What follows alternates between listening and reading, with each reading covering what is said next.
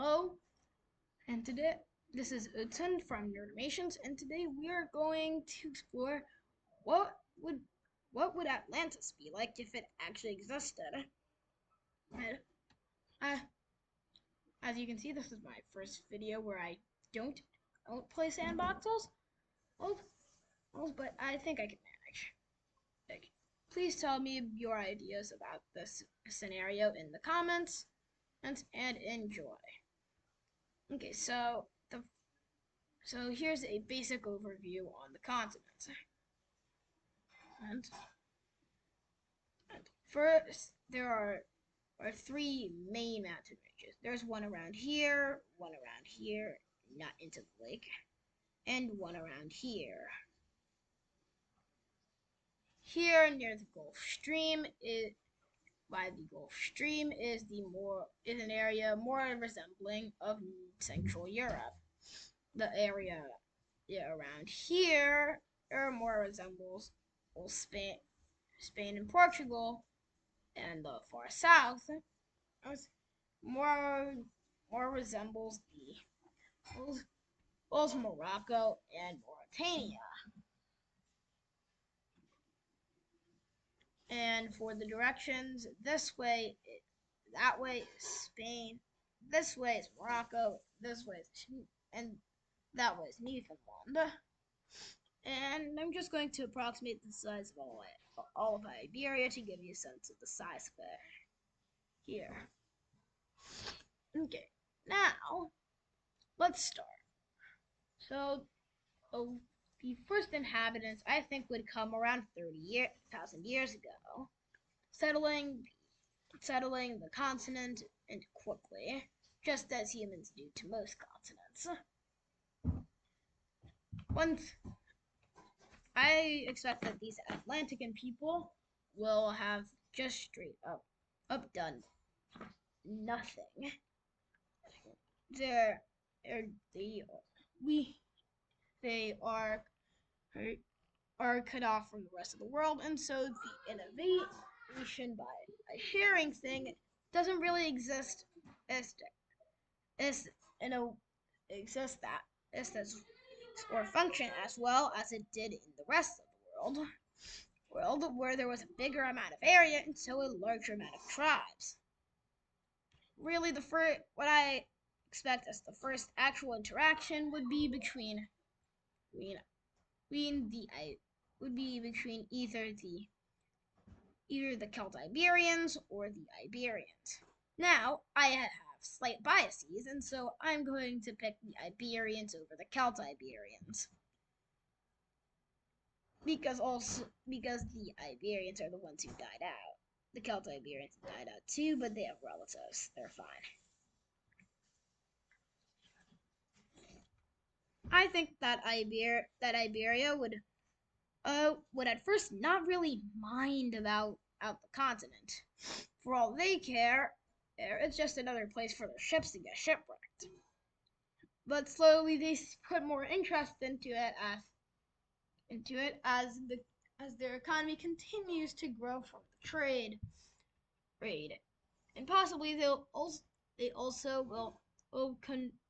also could use this as a trade post between them and Africa, specifically areas around modern-day Mauritania or Mali. Slowly, the Iberians built small forts and towns. Wait, no.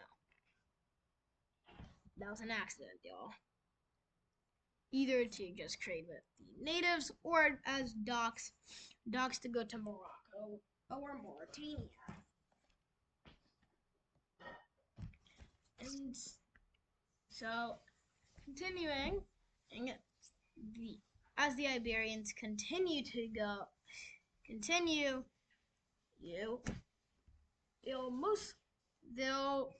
their main job is simply just to profit off these colonies. They don't want to conquer any further as it's more costly than it would do good for them. These small Iberian states would slowly break off I guess around the time that Iberia itself fell.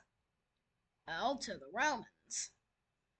And with these small states due to their distance from Rome and Iberia, were now being left alone. But now that their existence isn't to profit someone else, and rather to function as their own nations, they actually will do something. And also, from here on out, we're going to actually give them names. This island we're going to call Alarsha Island, and so this country will be Alarsha. This country will be Kea. This country will be Lordo, and this country will be Sia. Sia and Bea would be the ones to expand the most. And I'm thinking that either Bea or Sia would destroy the other states in short time. In their goal to try and consolidate power and not have to deal with other states. They'd probably still continue trading with the Romans and Mauritania, because they once again still don't have that much to do. And everything was peaceful until the Romans attacked. The Romans to keep and for the Iberians' sake land on this peninsula pretty happy that yes, as Plato was right, this exists after all. But unlike the original Iberians who only are looking for money, the Romans are looking for glory. And so they expand the state, which is kind of stupid because remember, this is managing a map. Because remember, colonies that are far away are commonly also expensive. The Atlantis would be no exception. But due to the oh my god, this is crazy, the Romans took another province. Possibly it can number one get some more naked statues for whoever's the consul at the consul or emperor at the moment, and number two it also means that you could trade with the new Iberian states or the natives. The Romans would probably continue expanding the area, and also would expand further south into modern day Western Sahara.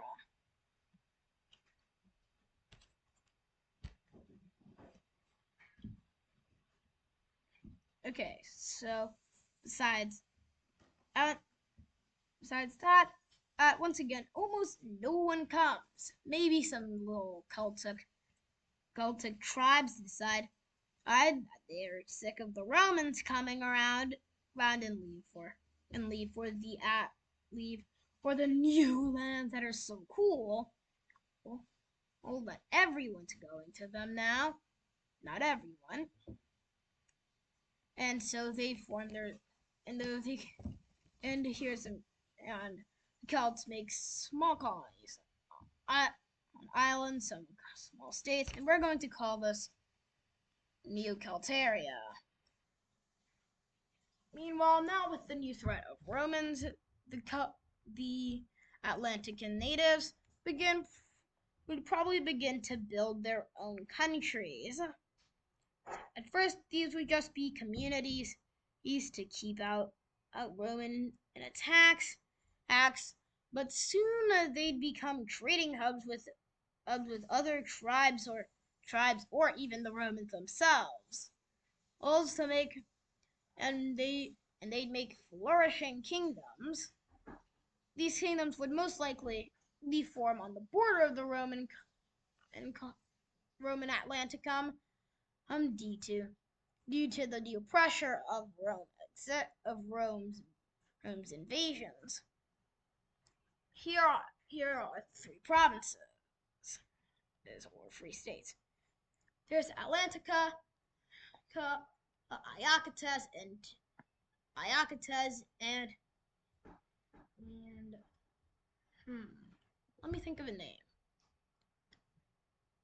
Illusia. So, for Iacates mostly benefits off of trade from Sia and other tribes. Meanwhile, Atlanticum Atlantica mostly benefits off of trade from the Romans and other native tribes. And dang it, I already forgot their name. Anyways, we're just going to give them a new name, Iliad, because heck, why not? Iliad benefits from trade with Sia, Abea, the Romans, and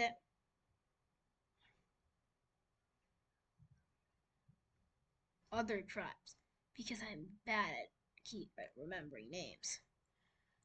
Okay, so we'll leave Atlantis as this. Part of the planet with the Romans as the main leaders, with small Celtic towns in the center west, and small trading hubs in and around in the Roman colony. Thank you for watching, and please subscribe.